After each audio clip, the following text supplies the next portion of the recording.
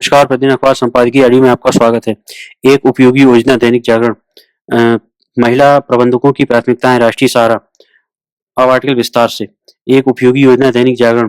यह अच्छा हुआ कि भारत सरकार धान की जगह दालें, मक्का और कपास उगाने वाले किसानों से न्यूनतम समर्थन मूल्य यानी एमएसपी पर उनकी पूरी उपज खरीदने की योजना लागू करने जा रही है।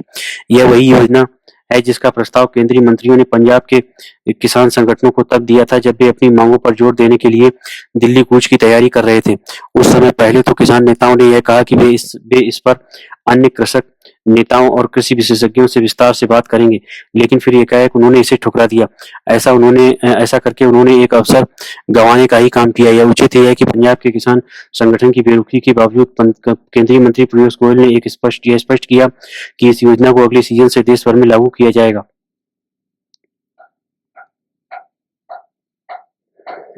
ऐसा करने की आवश्यकता इसलिए थी क्योंकि वह तो एक तो पंजाब के किसान संगठन देश के सभी किसानों का प्रतिनिधित्व नहीं करते और दूसरे, यदि कोई उपयोगी योजना किसी राज्य विशेष के किसानों को रास नहीं आ रही है तो इसका यह अर्थ नहीं है कि उससे शेष देश के किसानों को भी वंचित रखा जाए।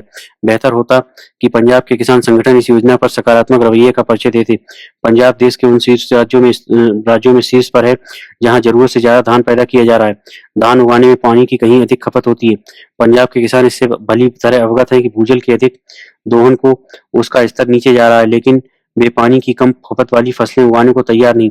ये रवैया तब है जब पंजाब के कुछ इलाकों में भूजल स्तर कहीं अधिक नीचे चले जाने से खेती की जमीन की बंजर होने के खतरे पैदा हो गया है। इस खतरे की अनदेखी का कोई औचित्य नहीं है, लेकिन दुर्भाग्य से ऐसा ही किया जा रहा है। देश के किसी भी हिस्से के किसानों ये ठीक नहीं है कि वे उन फसलों को उगाने की जिद पकड़े रहे जिनकी मांग कम है और जिनमें पानी की भी कहीं अधिक खपत होती है। मक्का और कपास के साथ मसूर, उड़द और अरहर की खेती में केवल कम पानी का ही इस्तेमाल नहीं होता है, बल्कि मांग भी अधिक है। यह एक तथ्य है कि देश को दालों का आयात करना पड़ता है, जिसमें अच्छी खासी विदेशी मुद्रा खर्च करनी पड़ती है।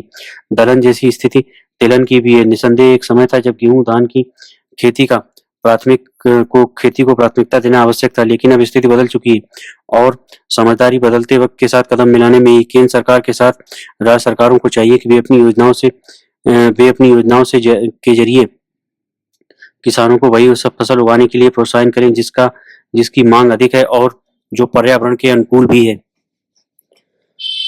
महिला प्रबंधकों की प्राथमिकताएं राष्ट्रीय सहारा। कंपनियों में वरिष्ठ प्रबंधन पदों पर महिलाओं की मौजूदगी घट गई है। सलाहकार फर्म ग्रांट थॉर्नटन इंडिया ने अपनी रिपोर्ट में कहा है कि लगातार तीसरे साल कार्यस्थल पर लगातार तीसरे साल कार्यस्थलों पर वरिष्ठ प्रबंधन भूमिकाओं में महिलाओं की हिस्सेदारी कम हुई है। कोविड महामारी की शुरुआत ने घर से काम करने को बढ़ावा दिया था। इससे सभी श्रमिकों के लिए कामकाजी परिवेश बेहद लचीला बन गया था, लेकिन महामारी का प्रकोप खत्म होते ही कंपनियों ने कर्मचारियों को दोबारा दफ्तर बुलाना शुरू कर दिया। फर्म के अनुसार भारतीय मध्य बाजार कंपनियों में 34% महिलाएं फिलहाल वरिष्ठ पदों पर हैं, जबकि 2023 में 36% और 2022 में 38% से थोड़ी कम थी। बता रहे हैं कि घर से बाहर निकलकर काम करने वाले कर्मचारियों की संख्या घटकर सिर्फ 1.8% रह गई, जबकि यह आंकड़ा 2023 में 5.3% था। इस पर गंभीरता से विचार किए जाने की जरूरत है, खासकर जब अपने यहाँ बेरोजगारी चरम पर है और महंगाई के चलते कमाई बढ़ाने का दबाव बना रहता है। हाइब्रिड यानी घर से काम करने की सुविधा ने महिलाओं को कमाई के साथ परिवार और बच्चों को संभालने की जो सुविधा दी है उसे समाप्त कर कंपनियों ने यह स्थिति स्वयं पैदा की है। वरिष्ठ प्रबंधन स्तर पर काम करने वाली महिला कर्मचारी इस दोहरी जिम्मेदारी से मुक्ति चाहती हैं। महानगरों में परिवहन संबंधी दिक्कतें, लंबी दूरियां और एकल परिवारों में बच्चों की देखभाल बड़ा मुद्दा है। कहा जा सकता है कि बाबूगिरी या मजदूरियों को यह सुविधा नहीं है कि वे स्वेच्छा से कार्य मुक्त हो सके, परंतु उच्च पदों पर कार्यरत महिलाएं अपनी प्राथमिकताएं तय करने को स्वतंत्र हैं। अभी भी अपने यहाँ काम की जगहों पर लैंगिक विषमताएं बुरी तरह व्याप्त हैं।